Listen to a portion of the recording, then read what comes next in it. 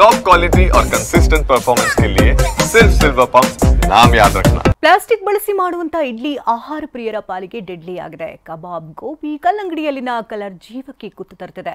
ಇದೀಗ ಅಂಗಡಿಯಲ್ಲಿ ತಯಾರಾಗುವಂತ ಬಿಸಿ ಬಿಸಿ ಹೋಳಿಗೆ ಕೂಡ ಗ್ರಾಹಕರಿಗೆ ಗಂಡಾಂತರವನ್ನ ತಂದೊಡ್ತಿದೆ.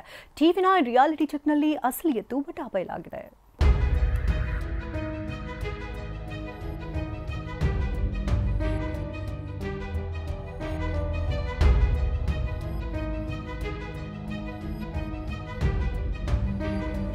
ಕಲ್ಲಂಗಡಿಯಲ್ಲಿ ಕಲರ್, ಪ್ಲಾಸ್ಟಿಕ್ ಬಳಸಿ ಮಾಡುವ ಇಡ್ಲಿ ಡೆಡ್ಲಿ, ಹಸಿರು ಬಟಾಣಿ, ಮೆಹಂದಿಯಲ್ಲೂ ಡೇಂಜರ್ ಕಲರ್ ಬಳಸ್ತಾ ಇರುವುದು ಬಯಲಾಗಿದೆ.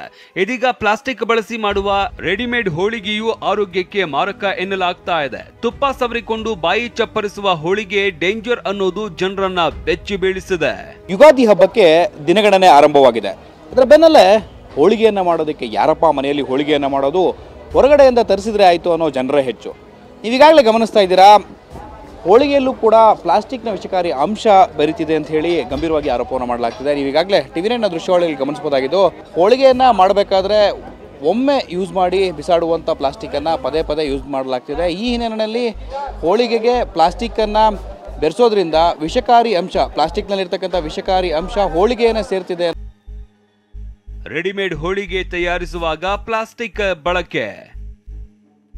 ಬೆಂಗಳೂರು ಮತ್ತು ಮೈಸೂರಿನಲ್ಲಿ ಅಧಿಕಾರಿಗಳಿಂದ ದಾಳಿ. ಕೃತಕ ಬಣ್ಣದ ಹಣ್ಣು, ತರಕಾರಿ, ಆಹಾರ ಪದಾರ್ಥಗಳು ಅಪಾಯಕಾರಿ ಅನ್ನೋದು ಪತ್ತೆಯಾಗಿದೆ. ಇದರ ನಡುವೆ ರೆಡಿಮೇಡ್ ಹೋಳಿಗೆ ತಯಾರಿಸುವಾಗ ಪ್ಲಾಸ್ಟಿಕ್ ಬಳಕೆ ಮಾಡಲಾಗ್ತಾ ಇದೆ. ಇದರಿಂದ ವಿಷಕಾರಿ ಅಂಶಗಳು ಜನರ ದೇಹ ಸೇರಲಿದೆ. ಆದರೂ ಬೆಂಗಳೂರಿನಲ್ಲಿ ಹೋಳಿಗೆ ತಯಾರಿಕೆಗೆ ಸಿಂಗಲ್ ಯೂಸ್ ಪ್ಲಾಸ್ಟಿಕ್ ಬಳಸಲಾಗ್ತಾ ಇದೆ.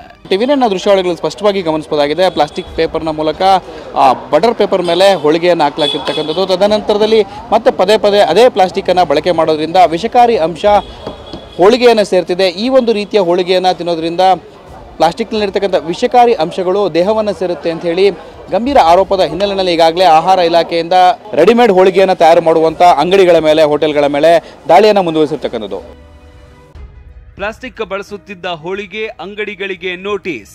ಇನ್ನು ಆಹಾರ ಪದಾರ್ಥಗಳ ತಯಾರಿಕೆ ವೇಳೆ ಪ್ಲಾಸ್ಟಿಕ್ ಬಳಸಂಗಿಲ್ಲ ಅಂತ ಸರ್ಕಾರ ಖಡಕ್ ಆದೇಶ ಹೊರಡಿಸಿದೆ. ಟಿವಿ9 ಕೂಡ ರಿಯಾಲಿಟಿ ಚೆಕ್ ನಡೆಸ್ತಾ ಇದೆ. ಆಹಾರ ಇಲಾಖೆ ಅಧಿಕಾರಿಗಳು ಹೋಳಿಗೆ ಅಂಗಡಿಗಳ ಮೇಲೆ ದಾಳಿ ಮಾಡಿ ತಪಾಸಣೆ ನಡೆಸಿದ್ದಾರೆ. ಬೆಂಗಳೂರು, ಮೈಸೂರಿನಲ್ಲಿ ಹೋಳಿಗೆ ಅಂಗಡಿಗಳಿಗೆ ದಿಢೀರ್ ದಾಳಿ ನಡೆಸಿ ಪರಿಶೀಲನೆ ನಡೆಸಿದ್ದಾರೆ. ಪ್ಲಾಸ್ಟಿಕ್ ಬಳಕೆ ಮಾಡ್ತಾ ಇದ್ದ ಹೋಳಿಗೆ ಅಂಗಡಿಗಳಿಗೆ ನೋಟಿಸ್ ನೀಡಲಾಗಿದೆ.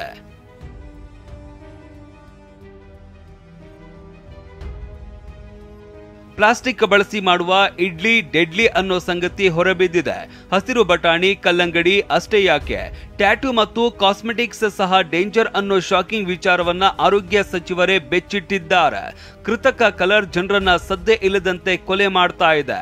ಇನ್ನೊಂದ್ ಕಡೆ ಹೋಳಿಗೆ ತಯಾರಿಕೆ ವೇಳೆ ಬಳಸುವ ಪ್ಲಾಸ್ಟಿಕ್ ಜನರ ಜೀವಕ್ಕೆ ಕುತ್ತು ತರೋದು ಗ್ಯಾರಂಟಿ. Bureau report, ಟಿವಿ9.